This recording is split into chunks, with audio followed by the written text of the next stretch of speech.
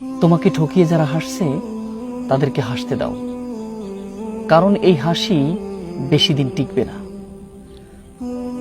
মানুষকে কষ্ট দিয়ে মনে করো সে জিতে গিয়েছে, কিন্তু আসলেও সে কখনোই জিতে যায়নি, বরং সে কিছুদিনের মধ্যে এমন বাজেভাবে ঠকবে সেটা সে কল্পনাই করতে পারে না। আসলে মানুষকে কষ্ট দিয়ে মনে করে যে আমি জিতে গেছি, আমি খুব চালাক, আমি বুদ্ধিমান, কিন্তু আসলে যে ঠকায় তার মতো অবুদ্ধি সম্পন্ন ব্যক্তি আর নাই। কারণ কি, যে মানুষকে ঠকায় সে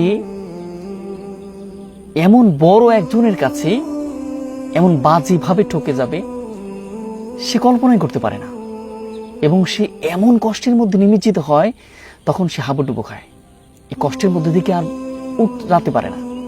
যে ঠকে যায় সে কিন্তু কিছুদিন পরেই একটু ধৈর্য ধারণ করলে শান্তি পায় এবং আনন্দে উপলব্ধি করে। কিন্তু যে ঠকায় সে দুনিয়াতেও শান্তি পায় না, আখিরাতেও শান্তি পায় না। আল্লাহ বলছেন, মালিক ইয়াউমিদ্দিন, আমি বিচার দিনের মালিক, নিশ্চয় বিচার দিনে আমি ওর এমন ভাবে শায়েস্তা করব সে কখনোই মাপ পাবে না।